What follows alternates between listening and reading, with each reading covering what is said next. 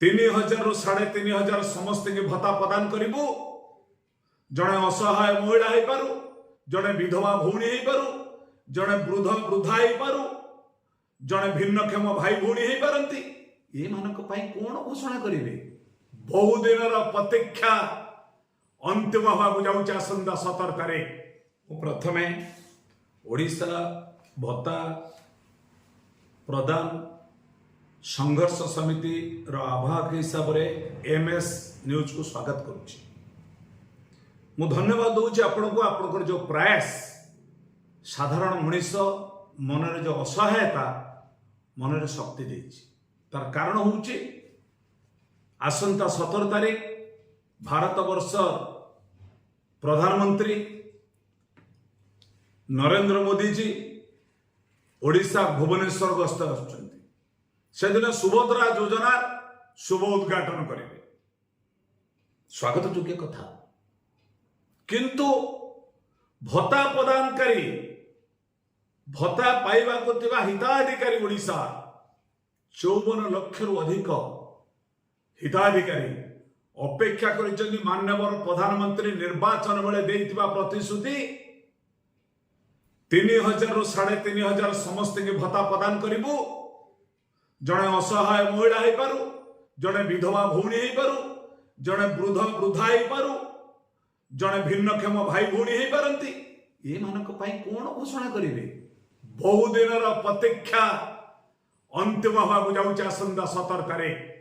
मु कहबा को चाहे माननीय प्रधानमंत्री ओडिशा मुख्यमंत्री मोहन चरण माझी महोदय, विभागीय सोशल सामाजिक सुरक्षा मंत्री माननीय नित्यानंद गंडे जी ए संपर्क निष्पत्ति नौतु 17 तारीख। कहीं नचेत सरकार जोटा ताली हम आगामी दिन में हिताधिकारी मान तरफ आरंभ हम गाड़ी।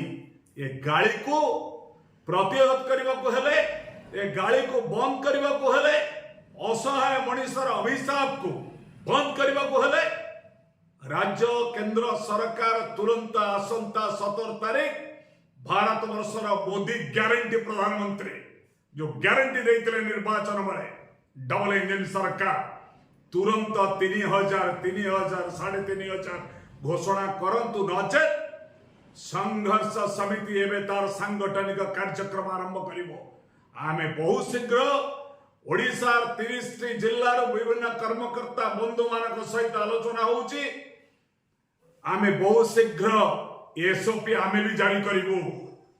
ब्लॉक ठारू आरंभ करी पंचायत ठारू आरंभ करी जिला सदर महकुमा पाखरो राज्य बहुत शीघ्र ओडिशा 30 जिल्लार विभिन्न कर्मकर्ता बंधु मान सहित आलोचना होउची। आमे बहुत शीघ्र एसओपी आमे भी जारी करिवो। ब्लॉक ठारू आरंभ करी पंचायत ठारू आरंभ करी जिला सदर महकुमा पाखरो राज्य सचिवालय घर करने को बाध्य हो। कहीं ना मोदी ग्यारंटी एक जुमला। मोदी ग्यारंटी ठकी दबा को जाउची, साधारण मनुष्य को क्या ठकिबा को जाउची? असहाय लोक को जे ठके, निज बाप माँ को जे ठके, तार परिणाम सरकार भोगिब।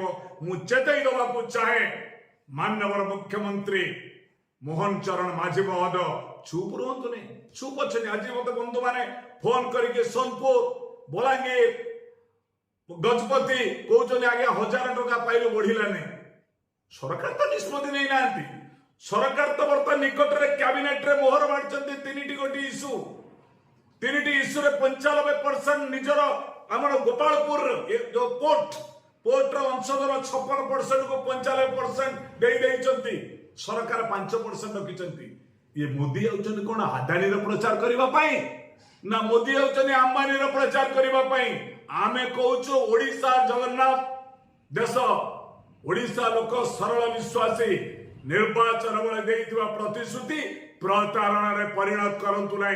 जदि करिवे असहाय लोकन को आगे ठिया करी आगामी दिन में संघर्ष समिति ओडिशा रे दुर्बार आंदोलन करिवो, जा फल रे समस्त हिताधिकारी भाई मान को नहीं बीजेपी कर्मकर्ता माने गाँ ठारू आरंभ करी पंचायत को आरंभ करी जिला ठारू राज्य पर्यंत समस्त के प्रचार रे आमे प्रश्न करिवु तुरंत 3000 3500 कहीं मिलूनी बहुत कथा अच्छी बहुत 2 मास धरी साधारण मनीष आपणकर गंजाम गजपति बलांगीर बरगढ़ सोनपुर मयूरभंज सुंदरगढ़ जाजपुर केन्द्रापड़ा कटक खोर्धा नयगढ़ फोन आसुची कि अवस्था हिताधिकारी मैंने अच्छा दहार दौना आपण मैंने अन्य राज्य माने 5000 6000 4000 दौरान पेंशन आपण को दबा पड़ो आपण को आपण प्रतिश्रुति रक्षा करने पड़ो नचेत एबे सरकार